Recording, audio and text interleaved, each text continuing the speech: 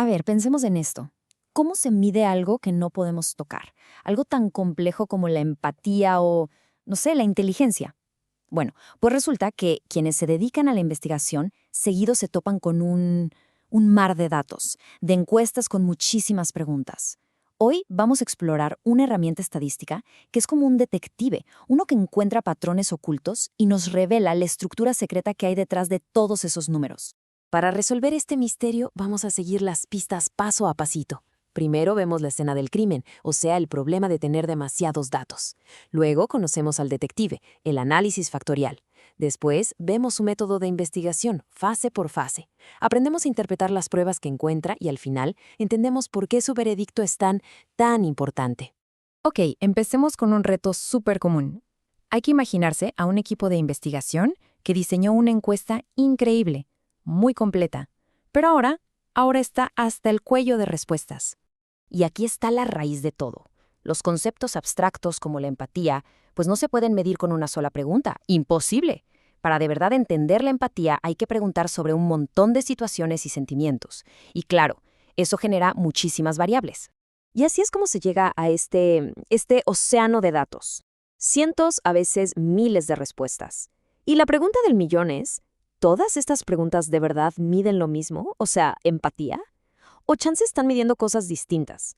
Como por un lado, la capacidad de entender a los demás y por otro, la de sentir con los demás. La verdad es que sin la herramienta correcta es casi imposible saberlo. Y justo para este caos de datos se necesita un especialista. Aquí es donde entra nuestro detective estadístico, el análisis factorial exploratorio, que para los cuates es el AFE. La misión de la AFE es muy clara pero súper poderosa. Revisa cómo se relacionan entre sí todas las respuestas para encontrar grupitos de preguntas que se comportan de forma parecida.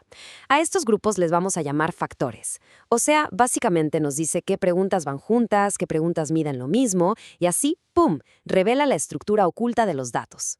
Como en cualquier buena historia de detectives, el AFE sigue un proceso muy claro y ordenado. Aquí no hay nada de adivinar, ¿eh? Se trata de seguir una serie de pasos lógicos para llegar a una conclusión bien sólida. El proceso tiene 4 fases clave. Primero, hay que asegurarse de que la escena del crimen sea la adecuada. O sea, verificamos si los datos sirven. Luego, empezamos a buscar sospechosos. Extraemos los posibles factores. Después, los interrogamos por separado para aclarar qué papel juega cada uno. A esto le llamamos rotación.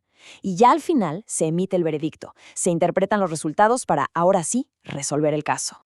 Una de las primeras decisiones importantes es cómo empezar a agrupar las preguntas. Pensemos en 2 estrategias. El método de ejes principales se fija en lo que las preguntas tienen en común, en su varianza compartida. Por otro lado, máxima verosimilitud es más ambicioso. No solo busca patrones en los datos que tenemos, sino que intenta que esos patrones se puedan aplicar a una población más grande. Eso sí, para esto pide que los datos se comporten bonito, que sigan lo que se conoce como una distribución normal. Y aunque suene súper complejo, en la vida real todo se reduce a hacer un clic. En programas de estadística como SPSS se elige el método de extracción desde un menú, así como este. Con ese simple clic ya se le está diciendo al software qué estrategia de investigación debe seguir nuestro detective para encontrar los factores. La siguiente decisión clave es la rotación. A ver, si pensamos que los factores que buscamos no tienen nada que ver entre sí, usamos una rotación ortogonal, como la técnica Varimax. Pero si la teoría nos dice que los factores sí podrían estar relacionados, como 2 tipos de empatía, por ejemplo, entonces elegimos una rotación oblicua, como Oblimin, que sí permite que los factores estén correlacionados. Y de nuevo, en la práctica, esto se elige en un menú. El chiste de la rotación es limpiar los resultados, hacer que cada pregunta se cargue con fuerza en un solo factor y muy poquito en los demás. Esto hace que interpretar todo al final sea mucho, pero mucho más fácil. Muy bien, ahora sí viene lo bueno. Vamos a aplicar todos estos pasos a un ejemplo de verdad, de un estudio sobre empatía, para ver exactamente qué es lo que descubre nuestro detective estadístico. Antes de que el detective empiece a mover un dedo, necesita 2 confirmaciones. La prueba KMO le dice si las pistas, o sea, las variables, están lo suficientemente conectadas para encontrar un patrón.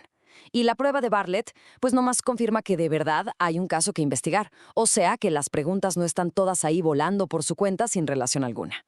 Entonces, ojo con este numerito. El KMO va de 0 a 1. Un valor de .826, como el de este estudio, es excelente. Nos dice que los datos son perfectos para el análisis. Luz verde para nuestro detective. A trabajar. Ahora, ¿cuántos patrones ocultos o factores hay? Para decidir esto, usamos una pista clave, el autovalor. Pensemos que el autovalor es como la fuerza o la importancia de cada posible factor. La regla general es que solo tomamos en cuenta los factores con una fuerza mayor a 1. Como se ve aquí, solo los 2 primeros pasan ese filtro. Esto ya nos está diciendo que la encuesta de empatía probablemente mide 2 grandes cosas, no solo una. Y juntos, estos 2 factores explican el 55% de la varianza total en las respuestas. A ver, quizá nos suena que es el 100%, pero en ciencias sociales, donde el comportamiento humano es tan complejo, explicar más de la mitad de la variabilidad con solo 2 factores es un resultado bastante bueno.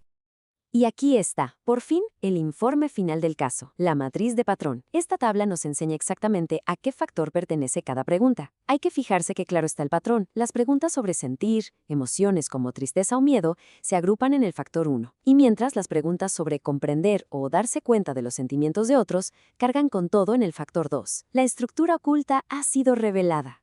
El último paso es ponerle nombre a nuestros sospechosos, o sea, a los factores. Viendo el contenido de las preguntas, podemos decir que el factor 1 agrupa ítems de sentir con alguien, lo que en teoría se conoce como empatía afectiva. Y el factor 2 agrupa ítems de entender a alguien, que viene siendo la empatía cognitiva. Caso cerrado. Bueno, ya resolvimos el caso de la empatía. Pero a todo esto, ¿por qué es tan importante este detective estadístico? Su trabajo no es solo un montón de números, ¿eh? Tiene consecuencias muy prácticas y profundas para la ciencia. En resumen, el análisis factorial exploratorio es una herramienta poderosísima. Permite tomar un enredo de preguntas y entender qué se está midiendo en realidad. Valida si las encuestas son confiables. Transforma una montaña de datos en un par de conceptos claros y fáciles de manejar. Y lo más importante, ayuda a construir un conocimiento mucho más profundo y certero sobre los conceptos tan complejos que se estudian. Así que la próxima vez que alguien se enfrente a un montón de datos complejos, hay que recordar a este detective estadístico. La pregunta que queda en el aire es, ¿qué patrones y dimensiones secretas estarán esperando a ser descubiertas en los datos de otras áreas de interés?